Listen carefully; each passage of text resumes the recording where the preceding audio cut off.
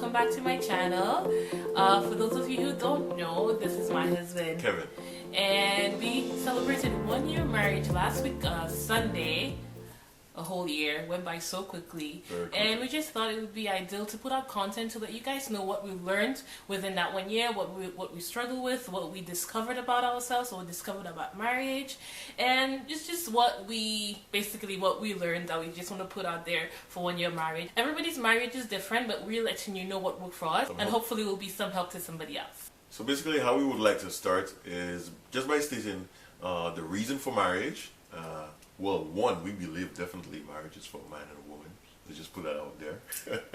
Definitely different reasons for marriage, like companionship, friendship, enjoyment, fruitfulness, but we would just like to zone in on one particular reason this time around, which is a God-ordained marriages. He ordained marriages, and marriage is not just a contract, it's a covenant. Covenants are much greater than contracts, and covenants should not be broken.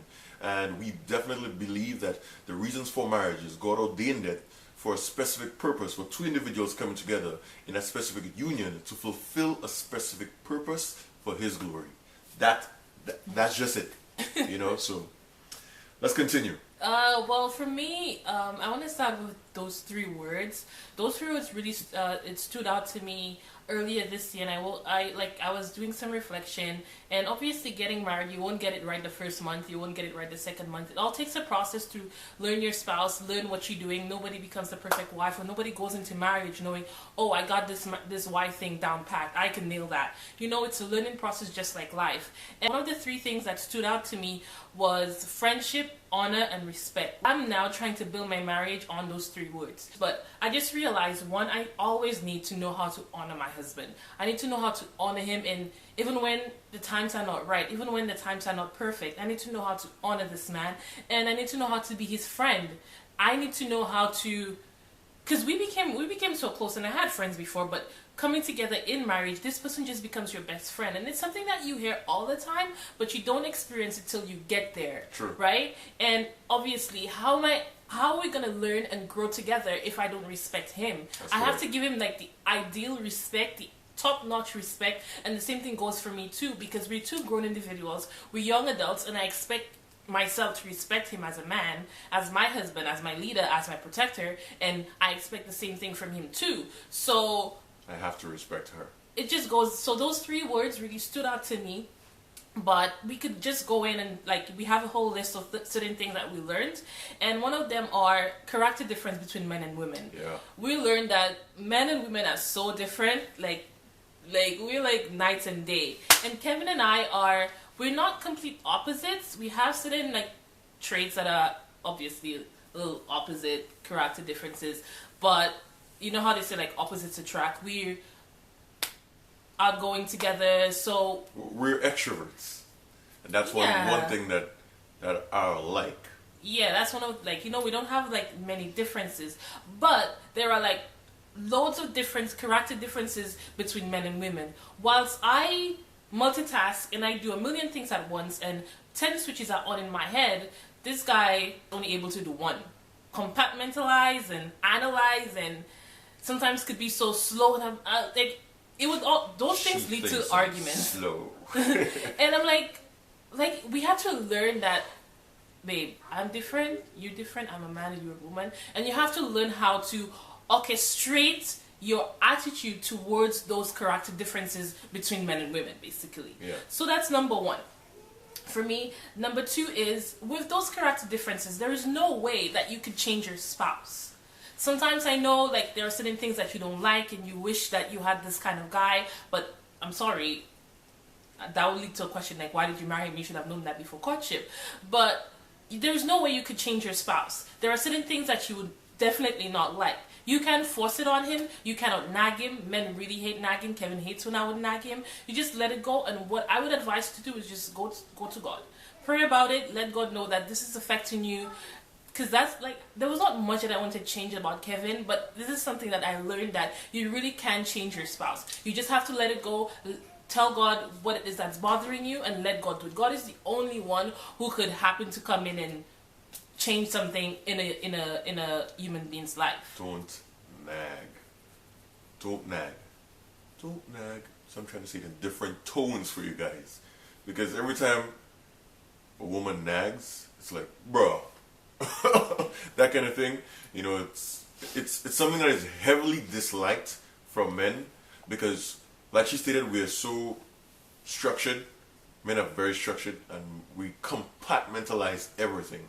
You know, everything is, let me do this now, then do this thereafter, then do this thereafter. But women is like, let me do everything at once. You guys multitask much better than men, and as a result, sometimes because of those character differences between men and women, it creates that that disagreement between you two, and as a result, which leads to nagging if the woman don't realize or respect the differences between men and women. So this is why this is something that we have learned within the year, that we have to understand and respect our differences, and as a result deal with our differences a little better instead of nagging, because sometimes men can have a tendency to nag. I wouldn't say we do nag as much as women, but we kind of have a tendency to complain if something doesn't go our way, which is a natural human tendency. However, like I said, or like you stated in the beginning, honor, respect, and friendship. And if you do respect the difference, then thereafter you can move forward in a much better manner. Yeah, and another one like that is correlated to no nagging and understanding your spouse is like just giving them space. He has his time, he goes to the gym, he comes back, I give him his space, he gives me mine, but like they just need that little time to just let them be who they are. And I'll just let Kevin go. I'm like, yeah baby, you could do whatever. So you have to respect their time, respect their space, don't nag them, and understand who your spouse is before even trying to change them. You can't change them, especially if it's a grown man. A grown man will not have you wanting to change him. There's no way. So just understand who your spouse is. There's something that's bothering you, go to God. That's what we have to do. That's what we're doing. Because though we're listing those things, those are not things that we've perfected. Those are things that we've learned and that we're working on as we grow together. Right. It's a constant work in progress, and that is what all marriages are. There's no perfect marriage where, because at the beginning, it's almost like accounts. At the beginning, there's raw materials, and then we're at the work in progress stage. There is never a finished product with marriage. It's a constant work in progress, but over time, you guys learn each other better. So there's not much work 5-10 years into marriage as there was in the first 6 months. If you understand what I'm trying to state. So you have to build, you have to lay that foundation. You have to build something to grow together. And in the first 6 months, it's gonna be like this. You know, it's going to be like just trying to figure out, okay, should I put this plug here? Should I do this here? Should I do this there? And it's all about working together. It's not about, oh, just Fendi doing this and Kevin is not doing anything. We made mistakes and we're like, oh, babe, no. That's not how we do it. And that's how you learn. So you lay the foundation in your first year. Most people, the foundation is laid. In the second year, those are the things that you experience. Well, we've only been a week into our second year. So, but basically, it's just like common sense that I would think that in the first year you lay that foundation, you make mistakes, you try to figure it out, and in the second year you continue to grow from that first year. And continuing to another point that we have is communication, the importance of communication. And that is like, it's life. Communicating is life. Communication on your job, communication in any sort of relationship, and it's so important in marriage that we had to learn that I think I had to be communicating to my husband about everything, and just the same as him, I had to be going to Kevin, like just the simplest things. I had to communicate with him and getting involved in things that I do. Something as simple as watching shoes online. I had to be like, babe, do you like that? Just so that he feels involved in what I'm doing. Just so that he feels like I'm not making any decisions behind his back. Though it's my decision at the end of the day, whichever pair of shoes that I like. But I still want to involve Kevin in like, babe, I feel like this is really nice. Do you like that? And sometimes he may say, no, I don't like it, but I like it. But I just know that I've gotten him involved and I'm communicating my feelings. I'm communicating the basic, most simplest things to him. And that goes both ways. Like you stated, communication is very, very important. And the reason for that type of communication, you have to know how to communicate with your spouse. And that how to comes with the love languages. Initially, way before we were married, we discovered the different love languages. There are 5 of them, and we had to identify those love languages initially. And once identified, we realized that we have a couple of the same love languages. So it made it easier for us to communicate with each other. And her love language, well, her priority love language is quality time, and my priority love language is quality time. You know, so I would encourage anybody out there to learn the 5 love languages. Yeah, it's really important. And then learn your particular love language, whether you be in marriage or in a relationship or you're in courtship. Reason being, you know how to communicate, and you know what strokes that individual's love ego the best. Yeah. And once you learn what strokes their love ego the best, then you're able to communicate your love for them, because they are the ones on the receiving end. And once they are receiving the love better, then therefore they will feel loved better, and therefore they will reciprocate that love to you in a much better manner. You see what I did there, did you?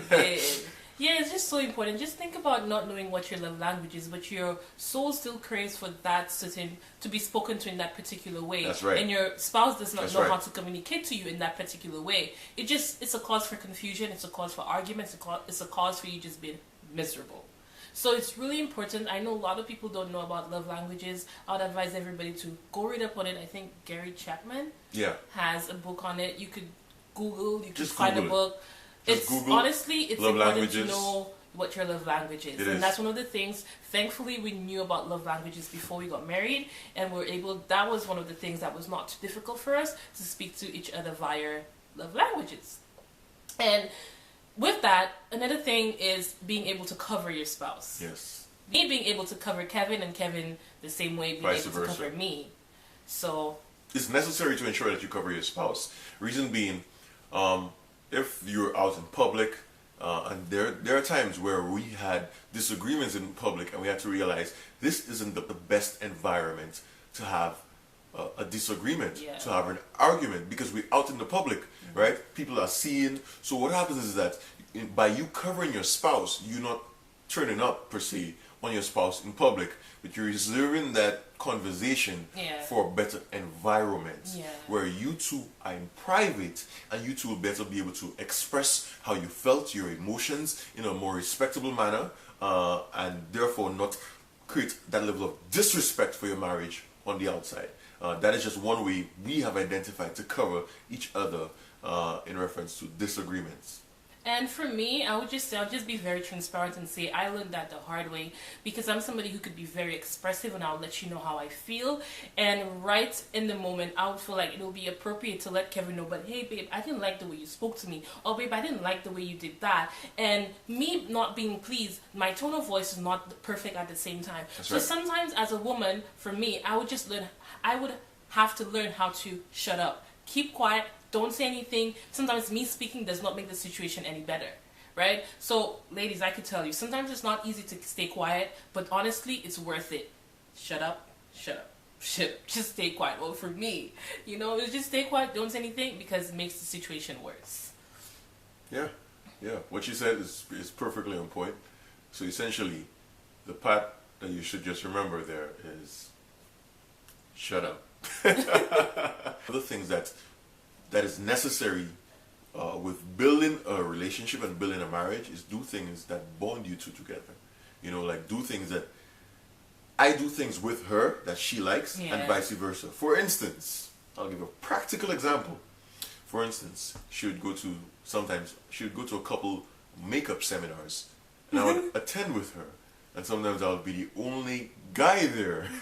But the only good thing is sometimes I would carry along our camera, so I would look like the cameraman.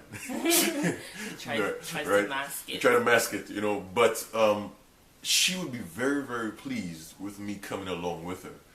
She'll feel very satisfied. She'll feel very comforted. She'll feel protected because her husband is there with her. That's something that most guys don't attend. And vice versa. She's not a big movie individual. I was about to say that. Right? And sometimes I would drag her along, but sometimes she would willingly come. Yeah. And when she's enthusiastic about it, my heart is overjoyed because I'm a movie individual. I love movies. I love production. I love great acting. So as a result, when she's happy about coming to the movies with me, I'm very happy. So essentially, what we're trying to say is do things with your spouse that you might not love, but your spouse loves. Yeah. You know, because it will stroke, like again, it will stroke the love ego of your spouse. And if you stroke the love ego of your spouse is then encouraged to do things with you that you love. You know, so it goes both ways, and sometimes that you do things that both of you guys love. You know. I just want to expand on what you were saying again. I just realized I was being so selfish when it came to Kevin does like a number of things that I love with me, and one of his main things is he just likes to chill, go to the movies and watch something, and I am not a movie person. I go to the movie theater only to watch stuff like Think Like a Man. Like, that's my kind of like, maybe like chick flicks, I would say. Yeah, she loves chick flicks. And he likes adventure, and I just find it so boring. And for a while, like, we had not gone in months, and he was asking me to go, and something was always coming up, and I was not making time to go to the movies because I was trying to get away and dodge that movie date just because I don't like it. And then I realized I was being really selfish, and I was not doing that one thing that he really liked, because it's as hard as you make it. He does not impose much on me, and it's just a simple movie, Fendi. Just go to the movies instead of being selfish whilst he does everything with you. So that was one of the things that I struggled with, and that was one of the things that I had to learn, that hey, you being selfish and you need to do better at that, was doing something that he likes, which is going to the movies. So simple, but I'm getting there. We've gone. She's getting there. Yeah. It's still a work in progress. Yeah, it's still a work in progress, but I'm getting there. I'm like, okay, babe, so we're going to see Straight Outta Compton next. So we're getting there. And another thing has to be arguments. And we don't argue often, but when we do have a disagreement or argue, we realize whatever we're arguing for is petty. Like, It doesn't make sense. Like, when you think back and be like, oh, we're arguing because the pen fell off the table. And sometimes it has to be maybe an intonation or something like a tone of voice or how it was said. But most times we argue, it really doesn't make sense. True. Like, it's really petty. And we look back, and for me, I hate arguing to a point that when we do argue, I was going to mention what you I mentioned get right now. upset for the fact that we're arguing, but not for the reason that we're arguing. Like, I hate arguments to that point where I just get so furious and so livid that we're arguing. Like, why are we arguing? And I get upset because we're arguing, and I give him attitude because we're arguing and we're not supposed to. Like, I know we cannot live through an argument-free marriage, but I honestly try my best so that we have no arguments or limit them. I don't know. Like, I just hate arguments. It's like we're arguing, right? And what we're arguing about is at a level 3, right? She would be upset at the fact that we're arguing so much. She's more upset at the fact that we're arguing than actually what we're arguing about. So what we're arguing about is at a level 3, but she being upset at the fact that we're arguing is a level 5. So she comes out at a level 8, and I'm at a level 3, and I'm wondering, like, what? Just because I don't like. Why are you turning up on me at 8 and I'm at 3? Yeah, I don't like arguing, and it's not like I said. We don't argue often, and most times it's for something petty, and most times it's again character differences. Yeah. Because Kevin is a very structured. He's very structured, and he's very to the point individual, and sometimes he could come off very emotionless. And I'm not like that, so then I'll be like, so why did you have to say it that way? She's like, very emotional. And so it's just really petty. And again, one thing relates to the other. Understanding your spouse, knowing how to relate to your spouse, knowing how to speak to your spouse. And women don't like to be spoken to like, don't speak to me like I'm a baby. Another thing is that when you do get those disagreements, sometimes you argue about something, but your point don't come across as strong as you would like. You can't resolve everything in arguments. Yeah. Sometimes you just have to bring the issue to God. Yeah.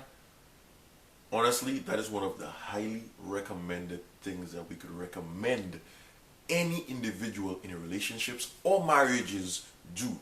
Because, we pray a lot as a couple. However, if you do have a disagreement and you find that after your conversation with your spouse, you feel like you did not get through, the best, the number one thing that you should do is to pray about it. And we've seen it, we've done it, we've practiced it, and we've realized that after praying, your spouse then comes to the realization that, hey, I did something wrong. Yeah. And later, Be like, Holy Spirit be like, bro, let me check you. And then you realize that individual comes to apologize for something that at that specific point of them apologizing, you did not even have a conversation or argument about. Yeah. You know, so we would highly recommend going to God, praying, going to the Holy Spirit about specific things that you find that you couldn't get through to your spouse. And there's still things that we're praying through. She's praying about me and I'm praying about her, and we're praying about things together, you know. So I would highly recommend praying, because it is something that we practice, and we'll continue to practice, because praying is a big part of our marriage. yeah, and it's not easy. Just let me say, it's not easy as a woman. It's not easy shutting up and be like, oh, let me go pray, or let me go tell God that he needs to show Kevin that he hurt me, or he needs to show Kevin that he did me wrong. It's really not easy. As a woman, I just want to I just want to let you know every nook and cranny, every single detail that you did and I do not like. And it's not easy. And again, it brings me back to my point of shutting up. Shutting up, keeping quiet. As a woman, it's always important to keep quiet, keep it closed, go to God, because you talking sometimes does not really make the situation any better. I can tell you that. So just keep quiet, go to God, and just let Him convict him of whatever he did to you that hurts you, and vice versa. Yeah, and another thing that we've realized, we've grown to realize in marriages, is the transition from singleness to marriage. Yeah. For me, it was more of a transition than her. My wife is very clingy towards me, and it's not something I dislike. Let me just put it out there. I love the fact that she loves to be around me, right? However, sometimes you have to learn how not to be single while being married. Yeah. Right? And that was a process for me. Reason being, I got so used to doing things on my own and not having to account for someone. And it's one thing to be in a relationship where you don't live together. Yeah. It's another thing to be married and living together. Yeah. Right? Where your spouse is always there with you. You go to bed with them, you wake up with them, you do breakfast with them, lunch, dinner, you clean the house with them, you do every single thing together. Right? And I got very used to, I watch a lot of TV shows. You know, I love movies, I love TV shows, I love production, like I stated. And I love music as well, but that's for another show. So I got used to watching my TV shows on my own time. I mean, when I'm living on my own and she messages me, I could just message her via any of the social media, or rather any of the instant messaging applications out there, and respond quickly. However, if she's home with me all the time, I have to minimize that time, because time spent with each other is much better than time spent alone. And like she stated, we do have to give each other space, but your space can be bigger than the time that you spend with each other, right? The time spent with each other is much more essential than the time spent alone, right? Yeah. It's just creating a balance to ensure that you have adequate time, adequate space, like she would say, when we do buy our first home, that I'll have my man cave, right? However, spending time together and ensuring that you don't behave single in your marriage is very, very important. Yeah, and it comes, I think that's something where persons who don't live together before they married, they suffer. And we suffer through that. That's what most Christians go through. Our first month or two that when we were living together. Right now we good when it comes to that one, but we suffered through that on our first month, only because Kevin was just so used to being alone. And after we got married, after we started living together, I realized and as women you have to be very observant, and I just realized that his zoning game was A+. That zoning game was on fleek. I could have zoned you out. I'm like, I realized, I'm like, wait, I'm here.